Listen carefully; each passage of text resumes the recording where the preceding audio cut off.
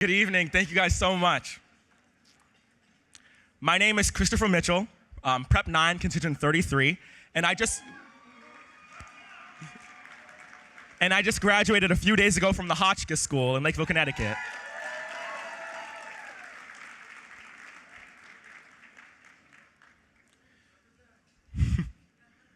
This is an ode to the LIRR and their comfy seats, one of which, to this day, holds an well-loved copy of Zora Neale Hurston's The Eyes Were Watching God from my time, yes, in Prep 9's preparatory component. I watched the train leave Jamaica Station in absolute horror, taking with it my next 50 pages of reading. Mr. Meehan would not be happy.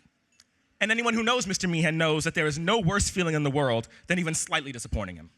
But the next day, I came in with that reading done, thanks to my friend Jada, who sent me a photo of every single page in the novel. That is 219 pictures of pages of prose. That is the very day that I realized what it means to be a part of Prep. Even in the early days of Prep's 14-month preparatory component, there was a greater sense of partnership, of purpose, of relishing in our shared humanity. I lost a book, and I gained a community. My mother, my biggest fan and my first teacher over there, she told me this: you have to see it before you see it, or you'll never see it. You got that? You have to see it before you see it, or you'll never see it. And believe me, I did not see Prep coming. After absolutely bombing my first month of the preparatory component, Mr. Moses, the director of Prep 9, pulled me aside before SSAT Prep.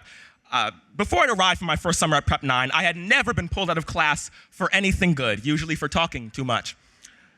But Mr. Moses told me that he saw my hard work. He felt the passion that I have for Prep and for learning. He saw my motivation and my potential before I could. Throughout high school, Mr. Moses has remained a trusted confidant and a model of excellence. He has the courage to tell children of color that we can be something great in this world. I'm reminded of a day, just a few months ago, when I found out where I'd be spending the next 4 years of my life. I'd received a call from Mr. Moses, and when I told him about my stress, he spoke life into me. He told me that he had no doubt that I am top college material, that it'd be their loss if they did not see my beauty, that he and Prep had confidence in me. And I went to bed that same night a bulldog, or a member of Yale's class of 2028.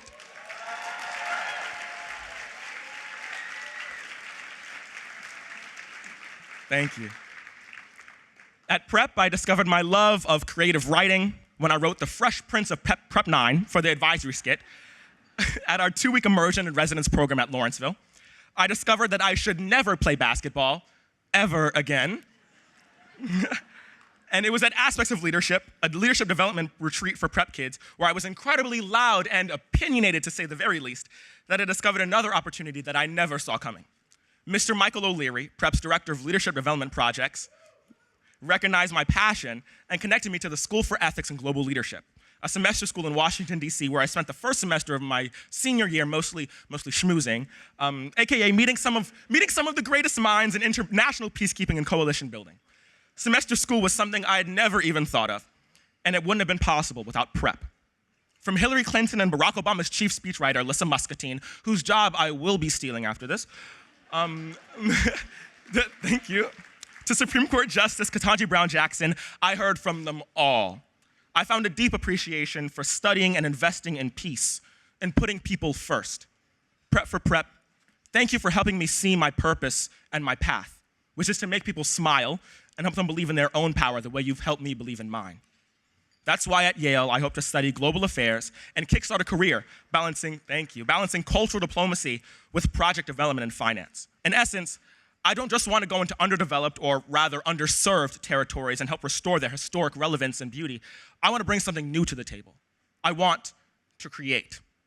I've already created spaces, like at Hotchkiss. I created Relatives of Chronically Ill Loved Ones, or ROSILLO for short, where we engage in conversation about our struggles and triumphs in hopes of easing the burden of guilt on boarding school students who cannot physically be there for their chronically ill loved ones.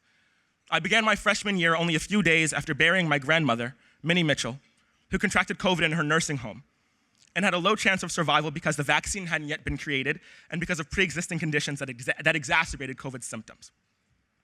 I began my sophomore year only a few days after burying my auntie Shante, a detective in the NYPD, and lupus warrior who was taken too early by COVID, which she contracted while on duty. I lost aunts, grandmothers, beautiful people, and for a while, my peace of mind. But like prep taught me, I recognized the need for support and awareness in my community, and I sought to meet that need, and I succeeded. Now at Rosillo, we eat brownies, we sip chunky smoothies made by a woman named Miss Lazarus, and we support each other. At the end of my high school journey, thank you.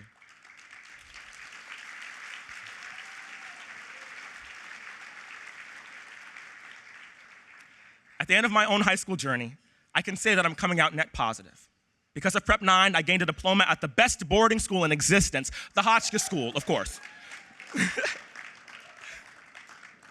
In the best place on earth, Lakeville, Connecticut, where there are more bears, cows, and bats than there are people. And I found more friends to love, to lean on, and to ask for more pictures of books I've lost. I thank the class of 2024 for being my inspiration and my hope for better, for taking up my time with laughter and with joy and with thought. Never have I ever been forced to think this much, to question the status quo, to think about what I value and why. I thank you for being a part of it. And before we think of what we will do next, don't forget where and who we once were. We have been excellent. The positivity and beauty that we put out into the world years ago has been multiplied and showers on us even now. We come together to form something undeniably magnificent. We are the hope and dream of every pure-hearted educator, philanthropist, social entrepreneur, or lover of life and learning in this room and beyond.